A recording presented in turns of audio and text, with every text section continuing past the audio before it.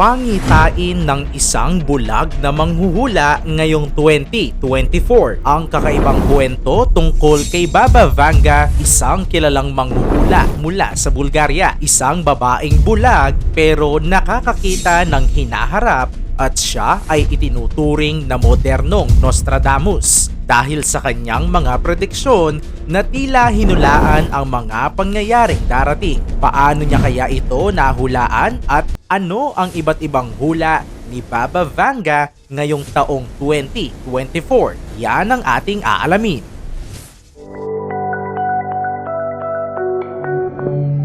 Pang-anim, ang solar activity. Sa kabila ng kanyang pagkamatay noong 1996, marami sa kanyang mga hula ang patuloy na bumabalot sa ating kasalukuyang panahon. Isa sa mga hula niya ay ang pagdami ng solar activity na maaaring magdulot ng matinding epekto sa ating planeta. Sa katunayan, nitong Agosto ng 2023, iniulat ng NASA ang pagkakadiskubre ng isang malaking sunspot na maaaring magdulot ng solar flares at coronal mass ejections ng solar plasma. Ito ay maaaring magdulot ng matinding kaguluhan sa ating power grids at iba pang infrastruktura. Ang ideya na maaaring magkaroon tayo ng malupit na pag-atake mula sa araw ay hindi lamang nagdudulot ng takot, kundi nagbubukas ng ating kamalayan sa kahalagahan ng kaligtasan ng ating planeta laban sa mga natural na panganib. Ang solar flares ay hindi bagong konsepto, subalit ang kanyang hula ay nagdudulot ng agam-agam sapagkat ito ay nagpapakita ng kakayahan ng kalikasan na magdulot ng malawakang pinsala sa ating modernong teknolohiya. Ang epekto ng solar flares sa mga satellite, power grids at iba't ibang teknolohikal na infrastruktura ay maaaring magkaroon ng malubhang konsekwensya sa ating pang-araw-araw na buhay. Panglima, the orbit alteration. Ayon kay Baba Vanga, isa sa mga hula niya ay ang orbit alteration. Ito ay isang posibleng pagbabago sa orbit ng ating mundo. Ito ay isang hindi pangkaraniwang pangyayari na maaaring magdulot ng malalaking epekto sa ating kalikasan. Pwedeng magdulot ito ng pagbabago sa klima, pagtaas ng antas ng radiation at kaguluhan na hindi natin kayang pigilan. Ang orbit alteration na maaaring magdulot ng seryosong pagbabago sa ating klima, ang pagkakaroon ng iba't ibang distansya mula sa araw at ang pagbabago sa oras ng pag-ikot ng Earth ay maaaring magresulta sa malawakang pagbabago sa temperatura, pag-ulan at iba pang natural na phenomenon. Ito rin ay maaaring magkaroon ng epekto sa ating ecosystems at biodiversity. Ang mga hayop, halaman at iba't ibang uri ng buhay sa lupa ay nakasalalay sa regular na takbo ng ating planetang tirahan. Kung ito ay magbabago, maaaring magkaroon ng malawakang paglisan ng mga species at pagkasira ng natural na habitats. Ito rin ay maaaring magdulot ng kaguluhan sa mga tao, lalo na sa mga komunidad na nakasalalay sa agrikultura at pangisdaan para sa kanilang kabuhayan. Pang-apat, ang pagkalat ng bioweapon. Isa pang nakakatakot na hula ay ang tungkol sa isang big country na nagsasagawa ng biological weapons test o attacks. Isang pangyayaring nagdudulot ng takot at kaba sa karamihan. Sa kasalukuyang mundo, ang biological weapons ay tinuturing na mga kasalanang kalakip ng pandaigdigang komunidad. Ang hula ni Baba Vanga ay nagbibigay diin sa kakaibang panganib na maaaring magmula sa isang malaking bansa.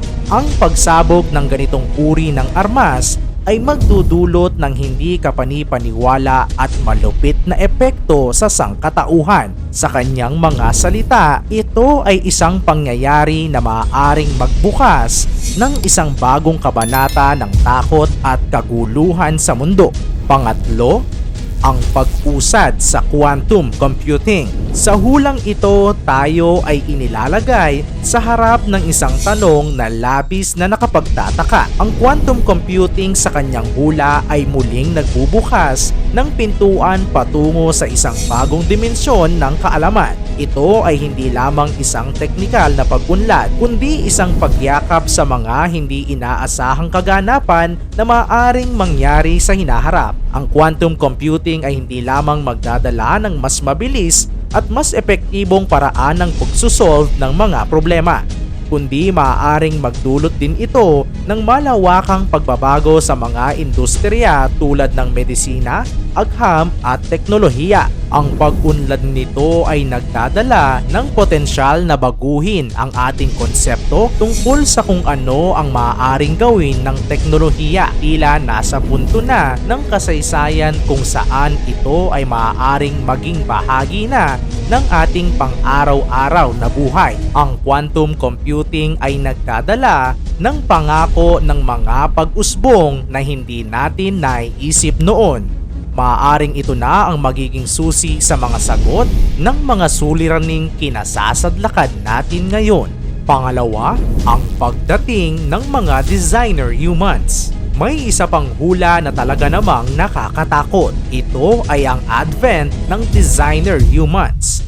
Ang ideyang ito ay nagpapakita ng mga tao na gawa at ipinanganak sa mga laboratorio. Isang madilim at distopikong hinaharap na mahirap isipin na mangyayari sa darating na taon. Ngunit sa mundo ng genetic testing, IVF at childbirth, hindi malayong mangyari ang mga hindi inaasahang pagbabago. Ito ay hindi lamang isang bagay na nakakakilabot, kundi isang konsepto na nagtutulak sa atin upang pag-isipan ang kakaibang kinabukasan ng tao. Sa kanyang paningin, maaaring magkaroon tayo ng kakayahan na manipulahin ang genetic makeup ng isang tao bago pa siya ipinanganak.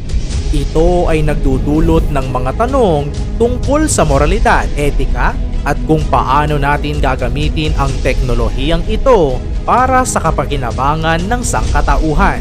At ang una, pag-usbong ng medisina. Ang isang magandang balita ayon kay Baba Vanga, ito ay ang hula na ang kanyang mga propesiya ay magdadala ng lunas sa cancer.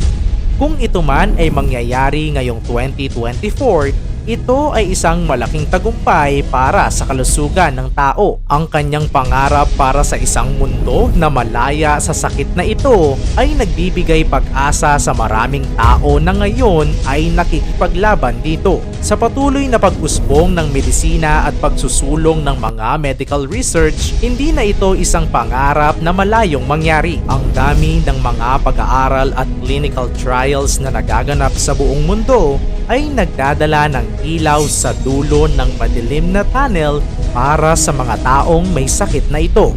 Ang mga hula ni Baba Vanga ngayong 2024 ay naglalaman ng mga misteryosong pahiwatig tungkol sa hinaharap. Bagamat ang mga pahayag ay kriptiko at hindi malinaw, maaaring magbigay ito ng babala at pagiging handa. Mangyari man o hindi ang mga hulang ito, isa lang ang dapat nating paniwalaan at kilalanin.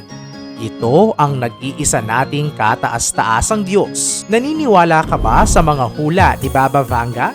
I-komento mo naman ito sa ibaba. Paki-like ang video, i-share mo na rin sa iba. Salamat at God bless!